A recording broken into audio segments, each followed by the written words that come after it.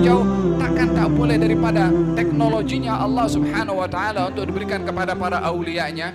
Ini alat yang dibikin oleh orang-orang kufar, dikongsi sama menggunakannya yang orang baik dan orang tak baik, ahlul haq dan ahlul batil. Tapi karamah yang hanya diberikan oleh Allah kepada orang-orang yang mulia di sisi Allah Subhanahu wa taala, bukan semua orang boleh dapat. Lalu kenapa dengan buatan manusia boleh percaya? Lalu dengan karamah yang Allah berikan kepada manusia lalu dipersoal? Fahimtum? Manusia yang terikat dengan madiyat, dengan kebendaan, otaknya akan terikat dengan kebendaan. Hal-hal yang sudah berlawanan dengan kebendaan dia akan soal, boleh ke? Bismillahirrahmanirrahim. Ada perbezaan ulama, Khidir ini nabi atau wali? Ya kan? Khidir menjadi perbezaan antara ulama, nabi atau wali. Sebahagian mengatakan nabi, sebahagian mengatakan wali min auliyaillah.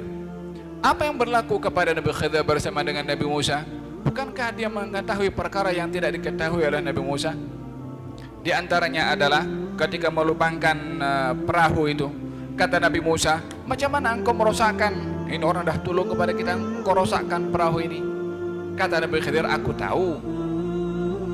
Bukankah Nabi Khidir ketika membunuh kepada budak kecil sedang bermain, Nabi Musa sekali lagi marah. Nabi Khidir mengatakan, aku dah cakap jangan tanya. Sampai kali ketika rumah akan roboh, dibangun balik oleh Nabi Khidir, dan Nabi Musa pun persoal. Pada akhirnya dijawab oleh Nabi Khidir akan apa yang akan terjadi tapi belum terjadi. Kan itu gaib.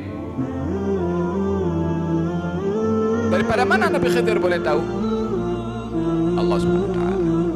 Asbabnya diambil oleh Khidir daripada mendekatkan diri kepada Allah, diberitahukan oleh Allah rahasia al-ghaib. Oleh sebab itu mereka orang-orang ahli irfan, orang-orang yang dia mengambil asbab untuk mendekatkan diri kepada Allah, dibuka oleh Allah pintu ma'rifah yang tak diketahui oleh orang lain. Berapa banyak al-firasah yang Sayyidina Umar bin Khattab radhiyallahu anhu wa ardah ketika menaiki mimbar sedang menyampaikan khutbah menjadi Amirul Mukminin setelah wafatnya Nabi sallallahu alaihi wasallam. Kata Sayyidina Umar mengatakan, ya Sariyah al-Jabal, ya Sariyah al-Jabal. Sariyah salah seorang sahabat dihantar berperang oleh Sayyidina Umar di jarak yang yakni beratus meter jauhnya.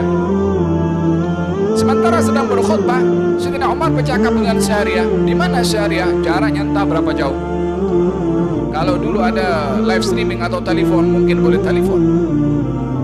Berbicara tentang bagaimana manusia boleh percaya bercakap dengan orang jarak jauh. Sekarang dengan handphone, bila mana sebut keramat mereka, bolehkah terjadi? Hai manusia, buat yang sedikit boleh bercakap dengan jarak jauh, boleh melihat dalam jarak jauh, takkan tak boleh daripada teknologinya Allah Subhanahu wa taala untuk diberikan kepada para aulianya. Ini alat yang dibikin oleh orang-orang kufar, dikongsi sama menggunakannya yang orang baik dan orang tak baik, ahlul haq dan ahlul batil. Tapi karamah yang hanya diberikan oleh Allah kepada orang-orang yang mulia di sisi Allah Subhanahu wa taala, bukan semua orang boleh dapat. Lalu kenapa dengan buatan manusia boleh percaya? Lalu dengan karamah yang Allah berikan kepada manusia lalu dipersoal? Fahimtum?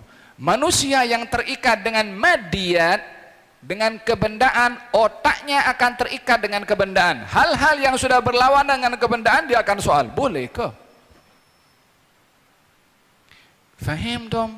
Kata Sayyidina Umar, ya Sariyah al-Jabal. Sariyah berperang di situ dalam keadaan dikepung daripada berbagai macam tempat. Hanya ada laluan untuk pergi naik ke bukit dan berbentengkan diri di atas bukit. Itu satu-satunya laluan untuk meraih kemenangan. Tak terfikir masa itu oleh Sariyah karena dalam keadaan berperang. Sariyah yang jaraknya begitu jauh mendengar suara Sayyidina Umar. Sariyah naik gunung, Sariyah naik gunung. Sariyah pun naik gunung dengan dia punya grup. Menang dalam peperangan itu. Siapa yang bagi arahan? Sayyidina Umar bin Khattab. Di mana Sayyidina Umar? Di mimbar di Madinah itu. Dan siapa yang bagi tahu kepada Sayyidina Umar? Yang mengetahui perkara yang gaib bagi kita mungkin yang ada di sekelilingnya, tapi di antara orang yang dipilih oleh Allah untuk mengetahui hal-hal yang gaib bagi yang lain. Yang mengambil sebab mendekatkan diri kepada Allah akan dibuka pintu ma'rifah kepada Allah, sehingga orang lain pun tidak merasakan apa yang dirasa oleh orang tersebut. Man dzaqa araf, yang rasa maka dia dapat, yang tak rasa maka dia akan mengingkari.